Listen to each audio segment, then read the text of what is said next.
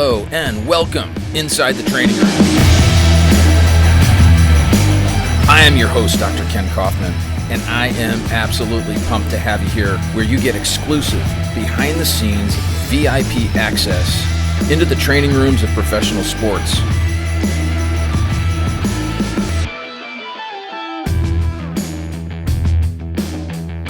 Great having you back for another episode of Inside the Training Room.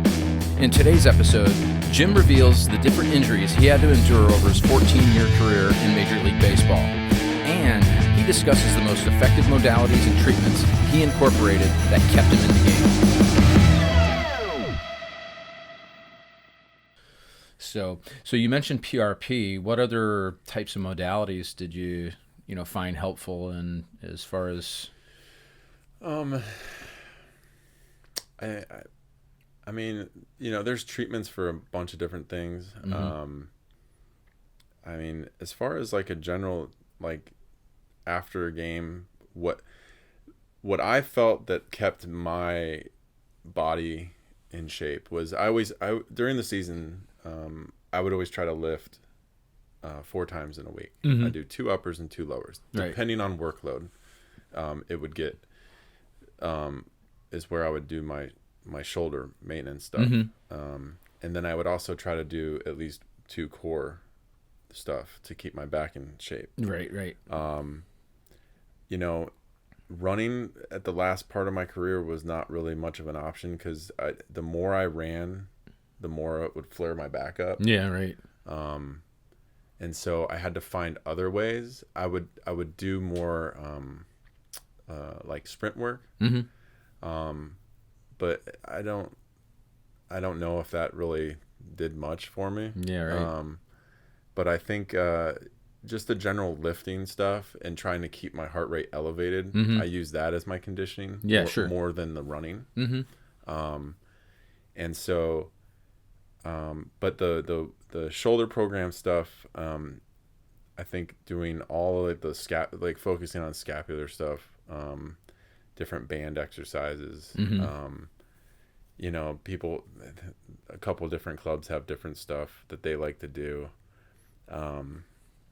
They were trying to introduce the Indian clubs a couple years ago. Guys were trying to get into those. Yeah. And then I don't understand the weighted ball thing now, so I don't understand I know people are doing it. Yeah. I don't know much about it because I never really looked into it. Mm-hmm. It was never talked about. So yeah, I have a hard time with that because I've seen some studies that shows that the EMG studies of pre and post and whatnot, and how it actually slows arm movement down because you're using a weighted ball. So I mean I understand kind of the theory behind it, that it's kind of like if a hitter using 2 bats, but that still doesn't equate to a quicker bat speed. Yeah. It might feel like it's easier to throw or swing a bat. Yeah. But because it's all fine-tuned neuromuscular timing, and I can't see how doing something like that is going to be able to train you in a sufficient way to maintain your neuromuscular timing. Because it's not like lifting a weight. It's like, you have to release the ball at just the right moment and, have that timing. So yeah, I don't know. Like I said, I don't know much about it, so I can't really Right. get into it. I mean, I've tried to like, I've seen guys with them and I've tossed it and then I try to throw a real ball and I'm like throwing it in the dirt. Yeah, right. Well, that's just it. Pitching is feel. Yeah, exactly. So it's that's like, I don't know how this is going to help me. Right. But yeah, I think if pitchers just focus on and the way I did my shoulder maintenance stuff was it would be dictated on my workload. Mm-hmm. So like, let's say, and I didn't ice. I didn't do any of that. Every now and then I would do like the stim machines or whatever. Yeah. Sometimes do ultrasound for like tendonitis or something like that. Well, they have all these different, lasers and all these other things. Sure, yeah, class 4 laser therapy. There's there was one thing I did like. It's called the Arp Wave. Mm-hmm. Yeah. Called? Yep. And that thing stinks when you're doing it. Yeah. But I tell you not what, comfortable. That thing, I felt like that thing got a lot of that junk out of there. Yeah. That you just build up over, and like, because you're actually doing the movements yourself, right? And you can control, your tolerance level. Mm-hmm. I felt like that was one of the newer technologies, like within the last couple years, that's kind of in there now. I felt like that was probably one of the better ones that I've seen.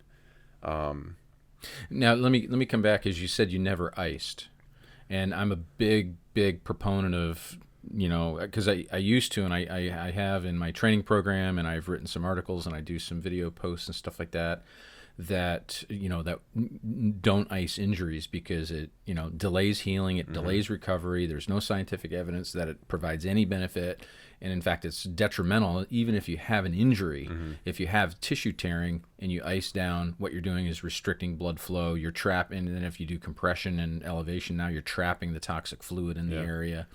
And so Gary Ranel from Mark Pro, you're familiar with Mark Pro, right? Yeah, I have one of those little machines. Yeah. So he's going to be a guest on my podcast and sometime next month, because he's going to be here. He comes down and does a tour of the spring training facilities. But I met him out in Vegas just last week, and we talked for like an hour. And he's a fascinating dude. Yeah.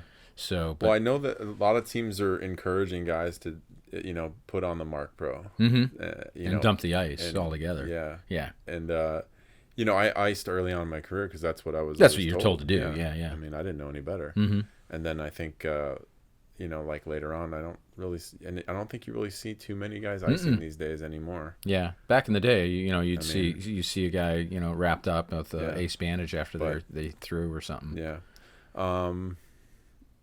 Yeah, and then I think I enjoy acupuncture. I enjoyed that because I feel like that could help. That helps me in other areas that certain things don't get, and plus it's not as aggressive as like some of that deep tissue work where it leaves you with that residual soreness. Yeah, sure. But yeah, there's only a couple guys that I like. There's certain guys that are really good at it, then other guys that are kind of like so. Okay. Now, is that acupuncture or dry needling? Well, I guess it'd be dry needling. Dry needling, yeah. Okay, yeah. Because dry needling, it's, I love that procedure. I mean, I don't do it myself. In my practice, I have an acupuncturist that he does dry needling, and I've had it done on myself because I've jacked up, my shoulder here. There. And I feel like that's really good for me in two areas here and like around like my whole girdle area. Yeah, right. I feel like I get the most out of that. Like, have you had dry needling on that quad? Yeah, I've done it. I mean, you should have seen these needles. Yeah, right. I was like, where's he gonna go with that thing? Yeah. Yeah. I've had it everywhere. Yeah. I've had a needle pretty much everywhere. Everywhere. Yeah, right. Yeah. So it's those were the different things that I did like. But yeah, I mean, I kind of got away as I transitioned. I got away from the ice, and I got away from the deep tissue stuff, like the deep tissue massage. Like, there's sometimes like you need a little bit of work to get things freed up, and you can use like trigger point balls or so on and so forth, or maybe a couple thumbs or elbows here and there. But active warm up kind of will get you moving, free some stuff up as it is, But things change. Yeah. Oh yeah. Well, and as you get older, and I think each guy is going to have a little bit of variation of what works for them too. Absolutely. Some of these guys don't know; they just do what they're told. Yeah, right. So, I always you got to ask more questions. Then some guys don't really have it figured out. Right. Yeah, you gotta ask, and then also be aware of not being afraid to say, if you have some modality and you're like, I don't think I responded really well to that. It's okay to to not do it. Yeah.